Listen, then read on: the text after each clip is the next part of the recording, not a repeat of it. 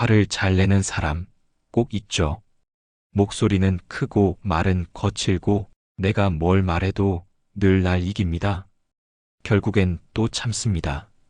또 상처받고요. 그런데 제가 오늘 드릴 말은 딱 하나입니다. 그 사람을 꿀먹은 벙어리로 만드는 한마디 진짜 있습니다. 안녕하세요.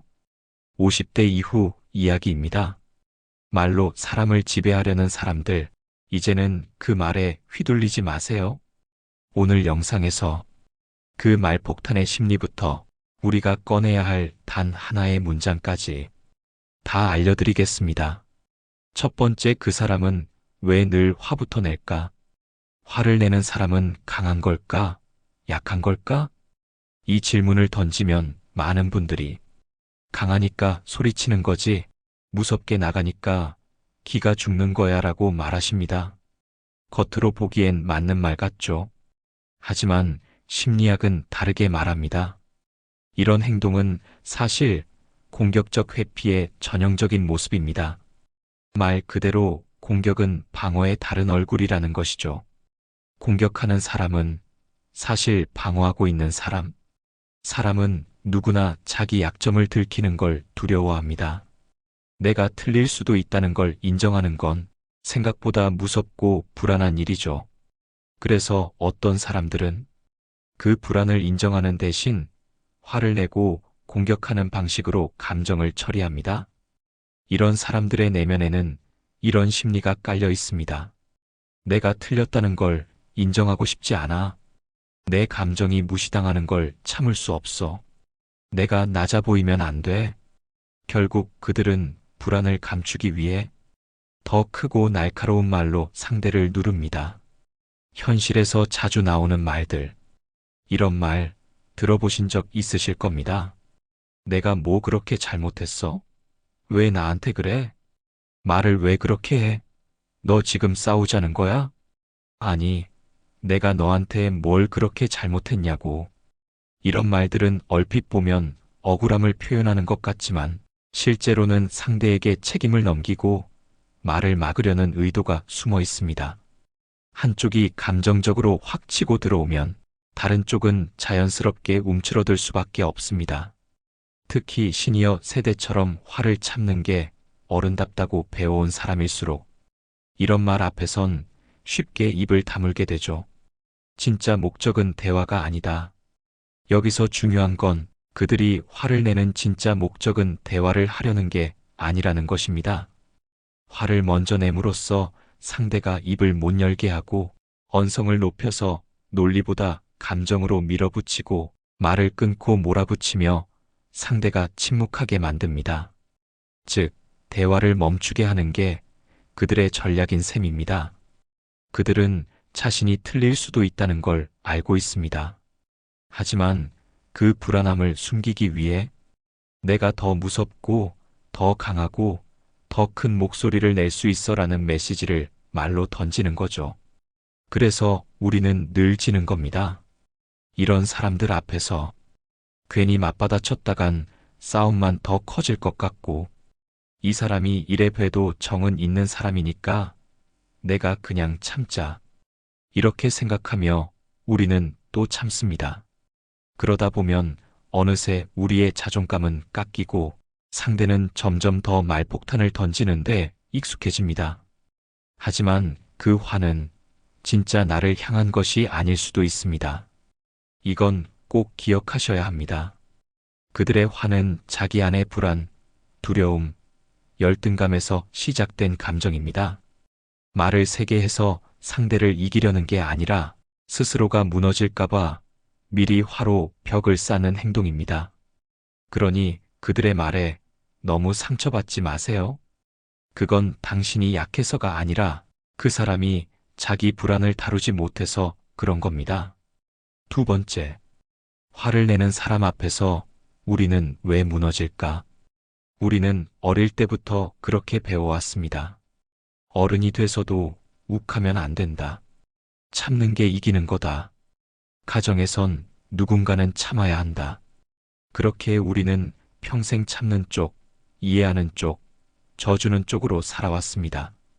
부부 싸움이 벌어져도 그냥 내가 참지 뭐. 괜히 더 커질 필요 있나? 자식이 날 몰아붙여도 그래, 내가 나이도 많고 부모니까 참아야지. 직장에서 억울한 말을 들어도 그래도 나보다 윗사람인데 입 닫고 있는 게 낫지. 그런데 말입니다. 정말 그게 평화를 지킨 걸까요? 참은 만큼 상처도 커졌습니다. 참는 게 미덕이라고 믿었지만 그럴수록 상대는 더 당연하게 우리를 밀어붙였습니다. 우리가 한 발 물러서면 그들은 두 발 더 다가와서 말로 찌르기 시작했습니다. 처음에는 조심스레 말을 삼켰지만 점점 그 말은 가슴속에 박히는 흉터가 되었습니다. 말을 하면 상처 줄까봐 말 못하고 내 감정보다 그 사람 감정 먼저 살피고 나는 늘 숨죽이고 조심하는 쪽이었습니다. 그러다 어느 날 깨닫죠. 나는 이 사람과 대화하고 있는 게 아니라 막고 있는 거구나. 그리고 그 화살이 하루하루 나 자신을 무너뜨리고 있다는 걸요. 반복되는 패턴, 무너지는 마음. 화를 피할수록 상대는 더 자주 화를 냅니다. 말을 줄일수록 상대는 자기 말이 정답인 줄 압니다. 대화를 피할수록 상대는 날 무시해도 된다고 생각합니다. 우리가 침묵을 선택할 때 상대는 그 침묵을 복종으로 해석합니다. 그러면 결국 어떻게 될까요? 자존감은 낮아지고 존재감은 흐려지고 그 사람과의 관계는 불균형해집니다. 나는 늘 상처받고 그 사람은 늘 당당합니다. 이건 이해가 아니라 지배와 복종의 관계가 됩니다. 우리는 평화를 지키려 한 게 아니라 자신을 잃어버린 것일지도 모릅니다.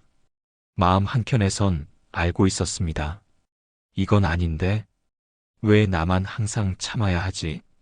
이 사람 점점 더 말을 심하게 한다. 하지만 말하는 법을 몰랐습니다. 화내는 법도 멈추는 법도 거절하는 말도 우리는 배운 적이 없었습니다. 그래서 끝까지 참았습니다. 그게 가족을 지키는 일이라 믿었고 관계를 잃지 않기 위한 길이라 여겼습니다. 하지만 이제는 말해야 할 때입니다. 내가 무너지기 전에 내 마음을 지킬 말부터 꺼내야 할 시간. 당신은 이제 말로 무너지지 않아도 됩니다. 이제는 미덕보다 경계가, 이해보다 자기 보호가, 참는 것보다 단호한 한마디가 필요할 때입니다. 그리고 그 첫걸음은 왜 나만 참아야 하죠? 라는 질문에서 시작됩니다. 이 질문을 품고 이제는 그 사람에게 그리고 나 자신에게 내 마음의 울타리를 세워야 할 때입니다. 세 번째 말로 나를 지키는 한마디. 자, 이제 질문 드리겠습니다. 말로 상처 주는 사람 앞에서 우리는 어떻게 말해야 할까요? 매번 침묵하거나 억울해하면서 속으로만 끓는 대신 딱 한마디 그 사람 앞에서 꺼낼 수 있는 말. 그 말이 무엇일까요? 바로 이겁니다. 그런 말투로는 대화를 계속할 수 없습니다. 이 문장은 짧지만 굉장히 강력합니다. 왜냐하면 이 말은 싸우겠다는 말이 아니고 도망가겠다는 말도 아닙니다. 내가 감정을 조절할 줄 아는 사람으로서 내 울타리를 그어주는 말이기 때문입니다. 이 한마디의 힘은 단호함에 있습니다. 상대를 비난하지 않으면서도 확실하게 선을 긋습니다. 그리고 그 순간 그 사람은 비로소 처음으로 당신이 예전처럼 만만하지 않다는 걸 느낍니다. 중요한 건 말의 톤입니다. 이 말은 소리 지르듯 하지 않아도 됩니다. 잔잔하게, 그러나 단호하게. 그렇게 말하면 상대는 처음엔 당황할 수도 있지만 곧 조용해집니다.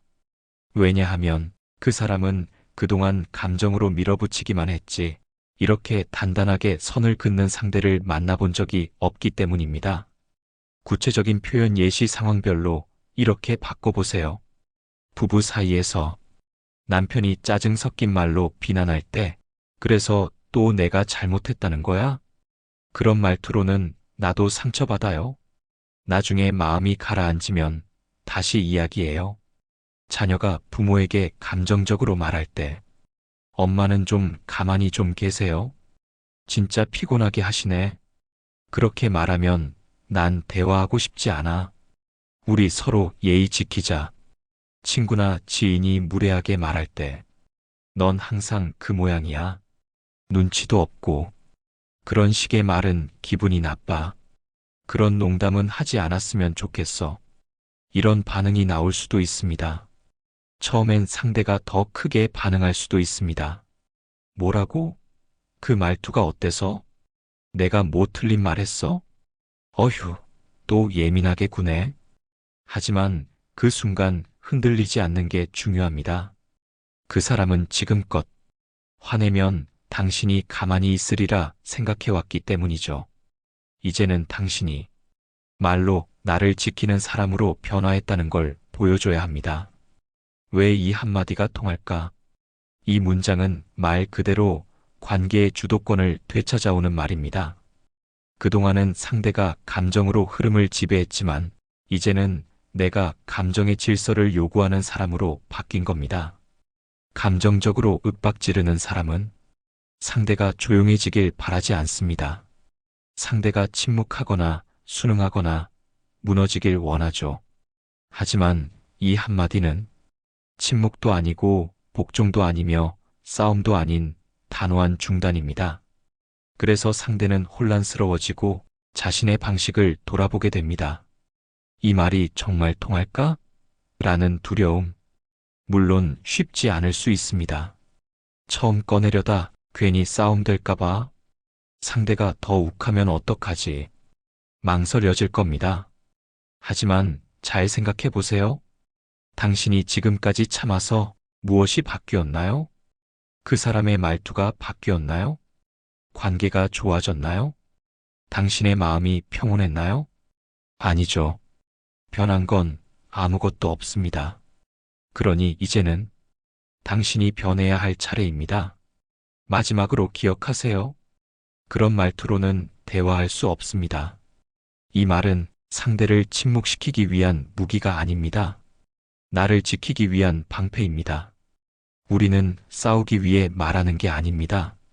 존중받고 지키기 위해 말하는 겁니다. 이제는 말로도 나를 지킬 수 있는 사람이 되십시오. 그 첫마디가 여러분의 관계를 완전히 바꿀 수도 있습니다.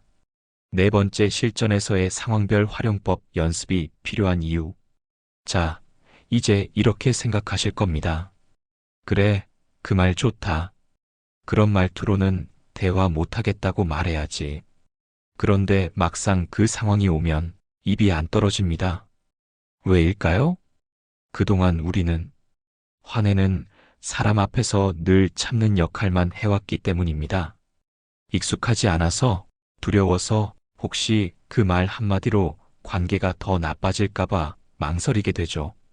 그래서 연습이 필요합니다. 내 감정을 알아차리고 내가 할 말을 준비하고 실제 상황에서 담담하게 말하는 연습. 오늘 이 시간엔 신이여 여러분이 마주할 수 있는 대표적인 세 가지 상황을 들어 말로 나를 지키는 한마디를 어떻게 쓸 수 있을지 차근차근 안내해 드리겠습니다. 상황 1. 부부 사이 참는 게 당연했던 관계. 남편은 늘 말끝마다 짜증이 묻어 있습니다. 그걸 왜 또 그렇게 해? 내 말은 도대체 귀담아 듣긴 하냐? 한두 번은 그냥 넘깁니다. 하지만 이런 말이 20년, 30년 누적되면 마음속엔 상처가 아니라 무력감이 자리합니다. 그럴 때 이렇게 말해보세요. 당신이 지금처럼 말하면 나는 기분이 너무 상해요. 나도 당신과 이야기하고 싶은데 이런 말투로는 대화가 어려워요. 처음에는 상대가 당황할 수 있습니다. 뭐, 내가 지금 무슨 말을 했다고? 하지만 분명히 마음속엔 남습니다. 이 말을 계속 꺼내다 보면 상대도 말을 조심해야 하는 사람으로 당신을 인식하게 됩니다. 결국 오랜 말 습관이 바뀌기 시작합니다.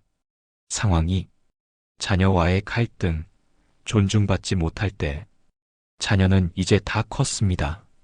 하지만 말투는 여전히 부모를 향한 존중이 없습니다.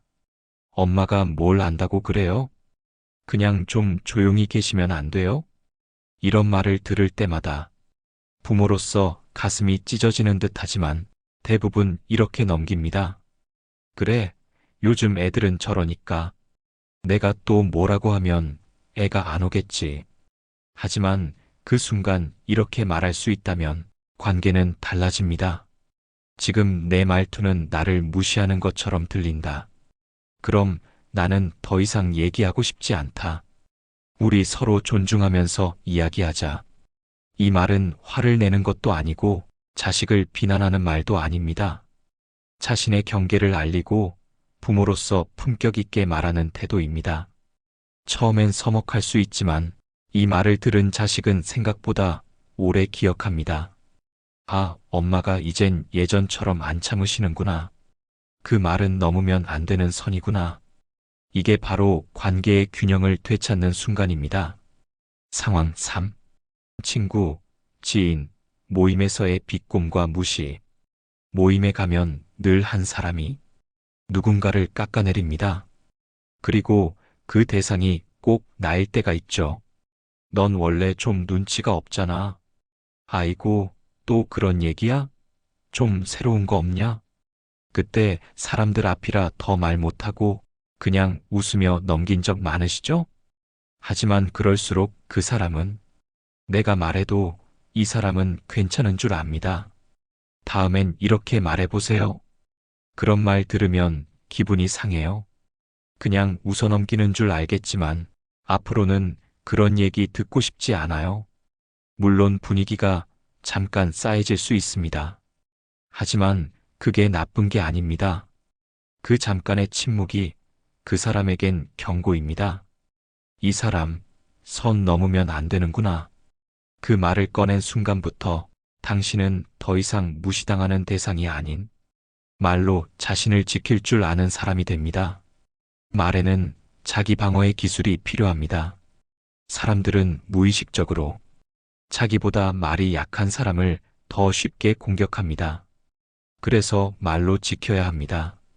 이제부터는 감정에 휘둘리지 말고 다음과 같은 원칙을 기억하세요. 무례함에는 대응하지 않는다. 대신 선을 그어라. 감정적으로 대하지 말고 태도에 대해 말하라. 예를 들어 당신 말은 맞지만 말투는 불편합니다. 필요하면 대화를 중단할 수 있는 용기를 가져라. 예를 들어 이 대화는 여기까지 할게요. 그리고 무엇보다 중요한 건 내 말이 곧 내 존엄이라는 사실입니다. 내가 어떤 말을 하느냐가 내가 나를 어떻게 대하느냐를 보여줍니다. 더 이상 참기만 하는 사람이 아니라 이제는 나의 감정과 삶을 지킬 줄 아는 품위 있는 어른으로 거듭나십시오. 살다 보면 말이 칼처럼 날아오는 순간을 수없이 맞이하게 됩니다. 그 말이 가족이라는 이름으로, 친구라는 이름으로, 사랑이라는 이름으로 던져질 때 우리는 더 깊이 다치게 됩니다. 하지만 이상하죠. 그렇게 아프고도 우리는 그 사람을 이해하려 애쓰고 스스로를 탓하고 결국엔 내가 참자로 끝을 맺곤 합니다. 왜일까요? 우리는 어쩌면 사랑하는 사람이라면 참고 견뎌야 한다는 오래된 착각 속에 살아온 건 아닐까요? 하지만 사랑도 관계도 말의 경계가 필요합니다.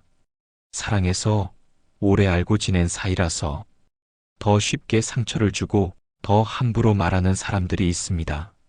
그러나 이제는 그 관계에 울타리를 세워야 합니다. 이 선을 넘으면 나는 지킨다. 이런 말은 더 이상 받아들이지 않겠다. 말에도 존중이 필요하고 말에도 한계가 필요합니다. 더 이상 참는 사람이 아닌 지키는 사람이 되어야 합니다. 내가 나를 지키는 말, 그 한마디는 단지 그 사람을 조용히 만드는 게 목적이 아닙니다. 내가 더 이상 말로 무너지지 않기 위한 선언입니다. 이제는 누군가에게 휘둘리는 말 대신 내 감정을 존중하는 말을 꺼낼 차례입니다. 그리고 꼭 기억하세요. 그 사람은 쉽게 말했겠지만 나는 오래 기억하게 됩니다. 그 말은 그 사람의 성격이지만 그것에 휘둘리는 건 나의 책임입니다. 그래서 이제는 내 마음에도 문을 달고 내 언어에도 열쇠를 채워야 합니다. 시청자 여러분께 드리는 마지막 한마디. 어느 시점부터 우리는 말에 무뎌졌고 스스로의 마음을 지키는 법을 잊었습니다. 하지만 이제는 바뀌어야 합니다. 이제는 우리도 품격 있는 말로 나를 지킬 수 있어야 합니다. 그 첫 문장은 이렇게 시작하세요. 그런 말투로는 대화를 못하겠습니다. 아주 간단하지만 아주 단단한 한마디입니다. 오늘 이 영상이 여러분의 마음을 지키는 작은 무기가 되었길 바랍니다. 50대 이후 이야기였습니다. 여러분의 말이 여러분을 보호하길 바랍니다. 이 영상이 도움이 되셨다면 구독과 좋아요, 그리고 함께 보고 싶은 분에게 공유도 부탁드립니다. 감사합니다.